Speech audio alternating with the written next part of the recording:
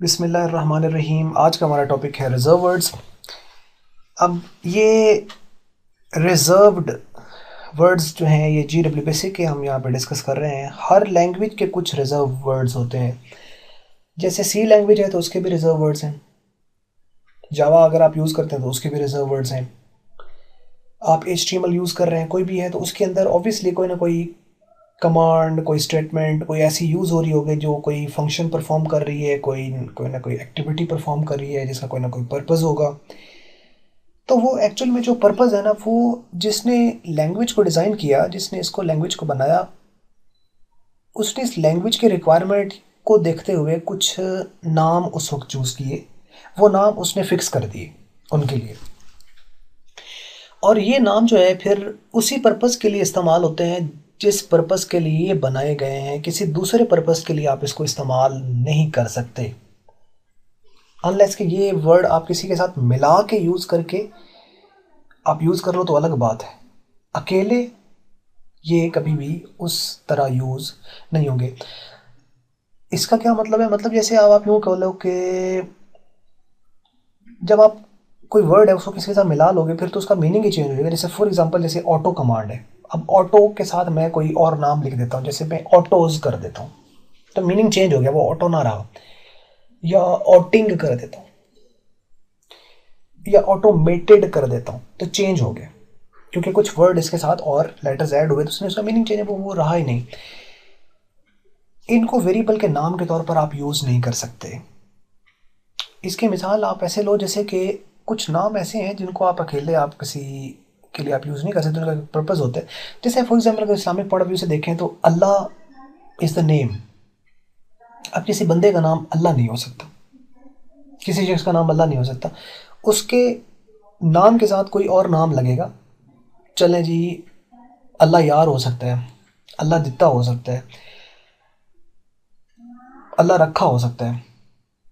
तो इस तरह के कोई मीनिंग उसके साथ आ सकता है, लेकिन अकेला वो उसके साथ नहीं आएगा। सिमिलरली जो कंप्यूटर की लैंग्वेज है इसके साथ भी जो नाम यूज़ हो रहे हैं, कोई कॉम्बिनेशन के साथ में इनको फिर भी आप यूज़ कर सकते हो, लेकिन इटसेल्फ अकेला आप इसको यूज़ नहीं कर सकते। जिस पर्पज़ के लिए ये वो पर्पज़ करेंगे, अगर आप इसको वेरिएबल बना के वैल्यू साइन करने की कोशिश की नहीं करेगा। तो आइए शुरू करते हैं इसको। डेफिनेशन को देखते हैं। Reserved words are the words which are predefined and can not be redefined. अब इसको आपने वर्ड की जो सीक्वेंस है उसको आपने ऐसे ही रखना है। ये ना हो कि आप इसको यूँ बोलते हैं कि reserved words are the words which are redefined and can not be predefined. ऐसा नहीं है। प्री डिफाइंड है और इनको रीडिफाइंड नहीं किया जा सकता। मतलब क्या है कि प्री डिफाइंड और रीडिफाइंड? प्री डिफाइंड का मतलब है ऑलरेडी ये डिफाइंड है, जिसने लैंग्वेज बनाई उसने इनको पहले से डिफाइंड कर दिया, इनका पर्पस सेट कर दिया, इनका फंक्शन सेट कर दिया। बस आप इनको कॉल करना है। एक्चुअल में ये फंक्शंस हो सकते हैं, कमांड हो सकती हैं, स्टेटमेंट हो सकती हैं। आप इनको इनके नाम से कॉल करना है। जो इनके पैरामीटर्स हैं वो आप पैरामीटर्स उसके मुताबिक वैल्यू देंगे और इनसे जो काम आपने लेना है वो काम लेंगे। That's it.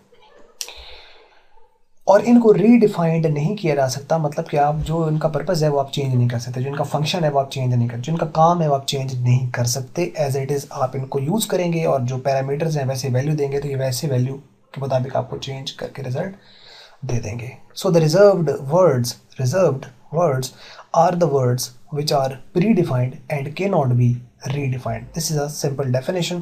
Reserved words are also called keywords. इनको keywords भी कहा जाता है। So keywords and reserved words ये एक नाम है। Purpose of reserved words is fixed. Purpose fixed होता है and cannot be used for any other purpose. जिस purpose के लिए, यानी अगर कोई आपको कमांड यूज़ करे जो ऐड कर रही है वैल्यू को, तो वो ऐड ही करेगी, माइनस नहीं करेगी। तो आप चाहें कि आप ये माइनस कर दे तो ऐसा नहीं हो सकता। अगर कोई वैल्यू जो है वो यूज़र से, कोई एक कमांड है वो यूज़र से वैल्यू लेने के लिए यूज़ हो रही है तो आप उसको आउटपुट के लिए यूज़ नहीं कर सकते। अगर कोई कमांड आउटपुट देने के लिए यूज़ कर रही है तो वो इनपुट के लिए आपका दिल करेगा नहीं आप ये इनपुट ले लें, ऐसा नहीं हो सकता। जिस पर्पज़ के लिए है उसी पर्पज़ के लिए वो यूज़ होंगे। इनका पर्पज़ फिक्स होता है और उसको चेंज नहीं किया जा सकता।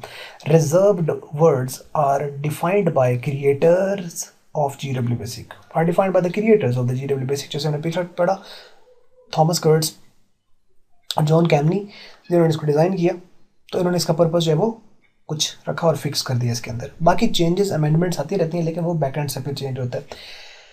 तो and the programmer has to use the them for the same function for which they are created, और जो प्रोग्रामर होगा वो उस पर्पज़ के लिए यूज़ करेगा जिसके लिए इसको बनाया गया है।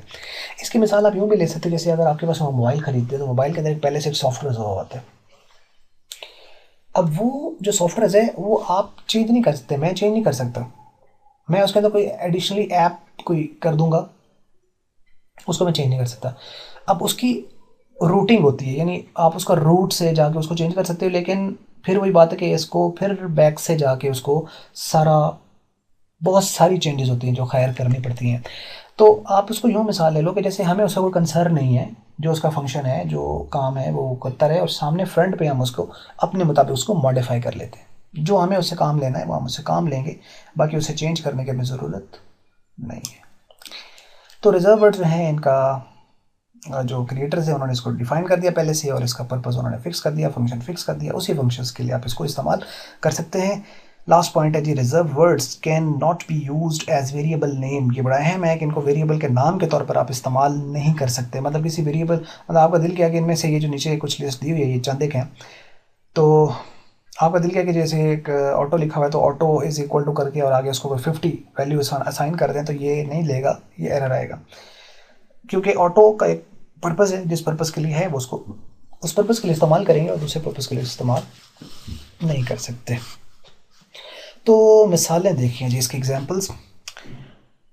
अब ये जितनी ये सारी लिखी हुई ये सारी की सारी एग्जांपल्स हैं। ये पूरी बुक में से जितनी कॉमन थोड़ी थी वो मैंने यहाँ पे लिख दी हैं। वैसे आप जैसे बुक को ख़त्म करेंगे और देखेंगे GWBC को पढ़ेंगे आप, तो उसके अंदर ये सारी का कोई ना कोई पर्पज़ है, कोई ना कोई फंक्शन परफॉर्म कर रही है। वो हर एक कमांड, हर एक स्टेटमेंट, हर एक फंक्शन जो प्री डिफाइंड है, क्योंकि फंक्शन दो तरह के हैं, एक यूज़र डिफाइंड है और एक बिल्ट इन है। जितने बिल्ट इन फंक्शन है, जितनी स्टेटमेंट्स हैं, जितनी कमांड्स हैं, वो सारी के सारी आपके रिजर्व वर्ड्स हैं। GWBC की वो रिजर्व वर्ड्स हैं। जैसा कि आप यहाँ पे देखो, ऑटो है, ऑटो एक कमांड है जो ऑटोमेटिक लाइन नंबर जनरेट करती है। और ये देखो कि ये जो है ये रिजर्व वर्ड्स है। CLS है तो ये क्लियर स्क्रीन के लिए होती है, इसका एक पर्पज़ है स्क्रीन को क्लियर करना, तो इसको आप वेरिएबल के नाम के तौर पर यूज़ नहीं कर सकते। एडिट है, ये कोई लाइन नंबर एडिट करने के लिए या कोई स्टेटमेंट को एडिट करने के लिए यूज़ होती है। फिक्स एक पर्पज़ है एडिटिंग का, तो वेरिएबल के नाम के तौर पर यूज़ नहीं होगी। किल है तो ये आपकी फ़ाइल को डिलीट करने के लिए इस्तेमाल होती है, तो इसका एक पर्पज़ है, ये उसी के लिए यूज़ होगी और दूसरे पर्पज़ के लिए यूज़ नहीं हो सकती। लोड है, फाइल को लोड करना है, उसके लिए यूज़ होती है। नेम है, रन है, save, system, print, input, read, data, and, rem remarks के लिए, stop, go to, if, else, then, for, while, wend, next, ABS absolute function, int ये भी फंक्शन है, साइन, साइन कॉस टेंजेंट वगैरह, tab, beep, line, circle, draw, और इसके अलावा और बहुत सारी हैं जैसे कि प्ले हो गया और इस तरह की बहुत सारी हैं और भी जो कि एटसेट्रा। ये आखिर पे लिखते हैं नहीं, ये सारे जो है ये रिजर्व वर्ड्स हैं। तो उम्मीद करता हूँ जी आपको वीडियो अच्छी लगी। अगर अच्छी लगी तो इसको करें लाइक, और नहीं अच्छी लगी तो इसको डिसलाइक। और वीडियो देखने का आपका बहुत शुक्रिया।